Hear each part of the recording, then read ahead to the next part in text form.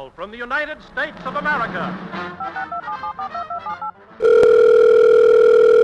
Hi, you have reached the Decahedron RPG Cast feedback line. Just start talking at the sound of the tone. Hey, this is Jason. Just want to say that I enjoyed the bot chat episode.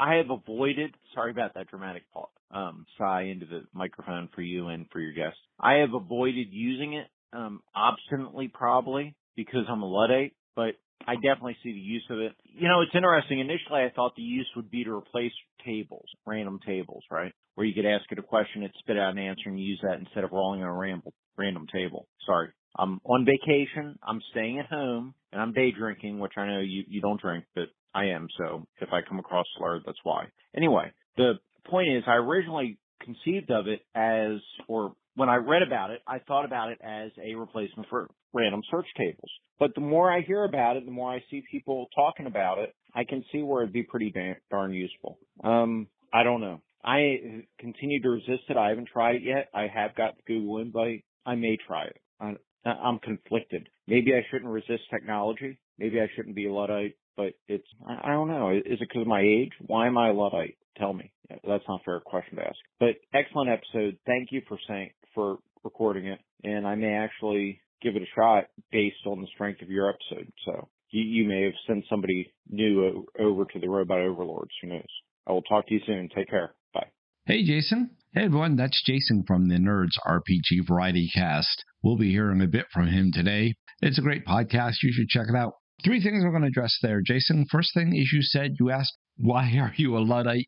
Is it because of your age? I believe, based on things that you have said in your podcast, I believe that you are actually younger than I am, although I'm not sure. That's just taking a guess at some things that you have said there. Oh, and based on some of your feedback, because something you said about the D&D cartoon makes it sound like you were younger when that was out than I was.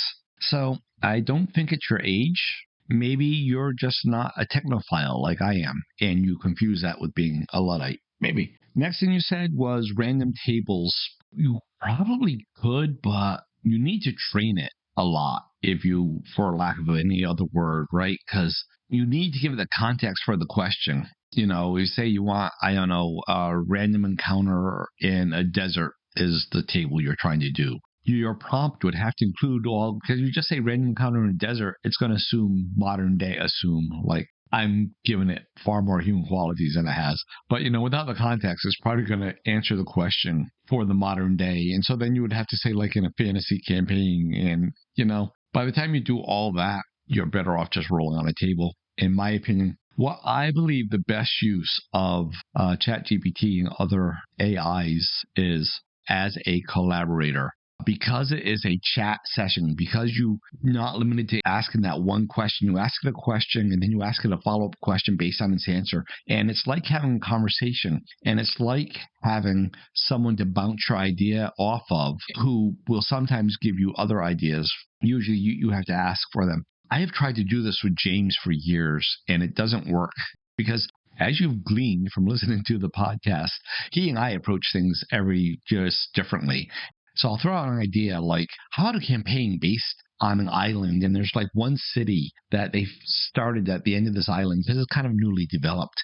And the areas closest to it will be more tame than the areas further from the city. And so instead of having your dungeon levels, you have your distance from the city, but that still gives the players the agency to control how much challenge they want by how far away they go and stuff like that. And James just says, nah, don't like it. And that's all you get. And so he and I don't work well together that way, and ChatGPT is very good for that type of thing. By the way, that campaign is called Bloodport Island.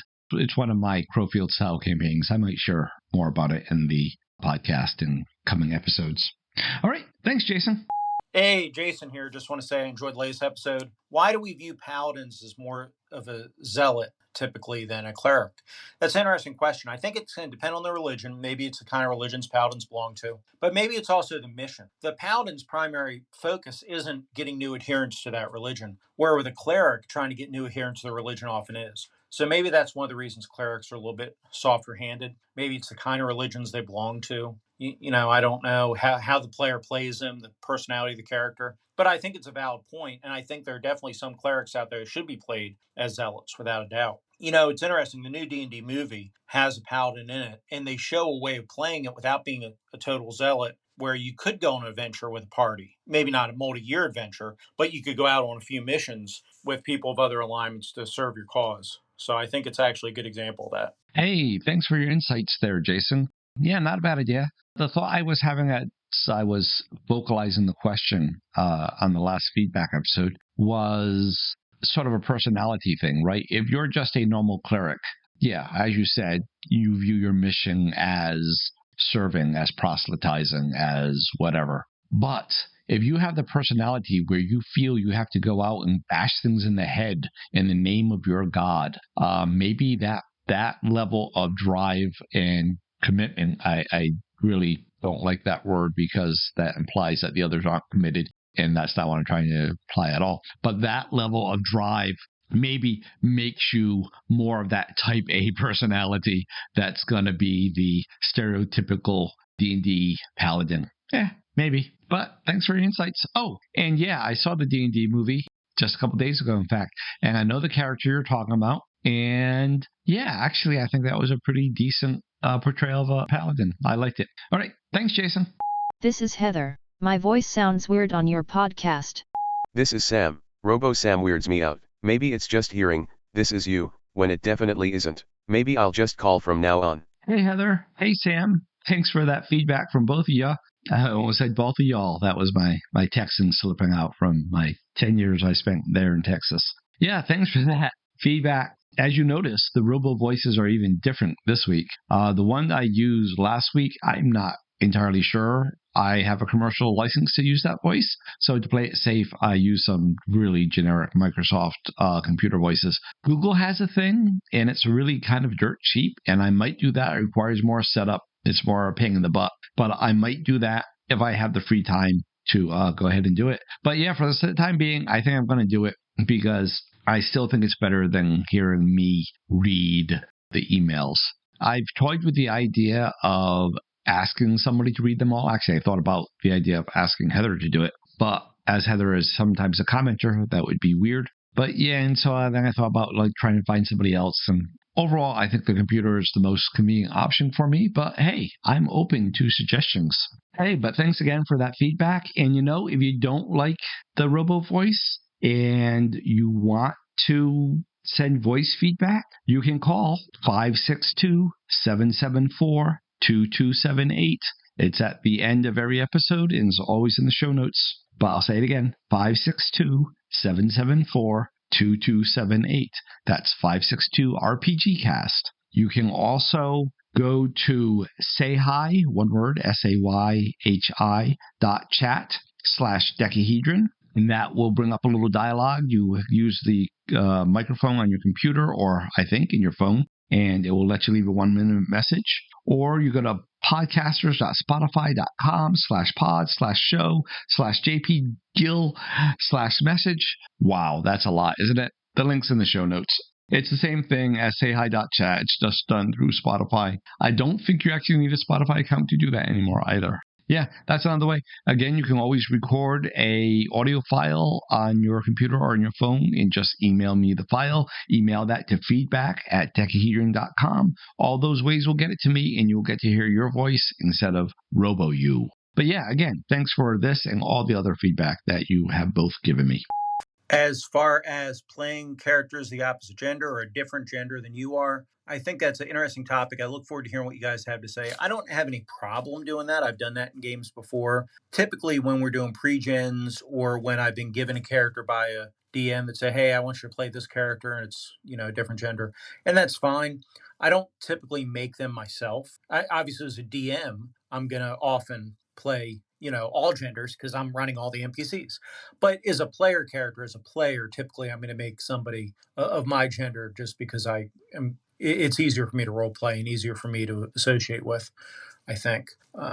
But I don't necessarily have any issues with other people playing other genders. I don't see why there's an issue with that. Like I say, we definitely do it as a DM, right? But I'm curious to see what you guys have to say about it. So great episode topic, and I'm looking forward to it. Hey, Jason. Interesting enough, speaking of sayhi.chat, Jason sent that feedback through sayhi.chat. So he has become the first person to send feedback through all 5 methods that I have set up to send feedback to. Oh, no, I lie. Actually, no one has sent a feedback by text yet. But other than that, all the methods, say hi, the Spotify message thing, the email, the phone number, Jason has done all of those now. And he's the first person to get the quadruple crown or whatever it is. Anyway, and this is also interesting because, Jason, this is the first time I've had someone comment on an episode before it's aired. You haven't listened to the episode yet. In fact, the episode isn't even out yet, which is just weird. Actually, it's going out in about 6 hours, it said to go out. Interesting enough, the points that you hit, a lot of those are addressed in the episode itself. And weirdly enough, people will be hearing this after that episode. So yeah, it's weird. But yeah, so we talk about maybe I don't have a problem with it because I'm a GM, so I have to do female characters a lot anyway. And yeah, we talk about a lot of things you did. So I hope you enjoyed the episode. I'm hoping you send us feedback after you listen to it. But yeah, I think you've actually covered the content without hearing it, which is pretty cool. Again, thanks for that feedback. Bye. That's it for this week. I've already given all the ways to leave feedback, so I'm not going to repeat it all, and you're going to hear it again with the music. Thanks again for all the feedback. It really, really helps keep the show going. It keeps me motivated. The feedback is maybe the biggest motivator for me to do this show. Without it, I would feel like no one was listening, and why am I bothering? So yeah, thanks. It means so much to me. Until next time will be episode 50. And for episode 50, we're going to be discussing gold because 50th is the golden anniversary, right? James came up with that idea. Sadly, he came up with it the day before we recorded. So the episode, it wanders hither and thither. But, there it is. So that will be Wednesday. Episode 50 will drop about gold. Thanks for listening. Thanks for all the support and feedback. Bye.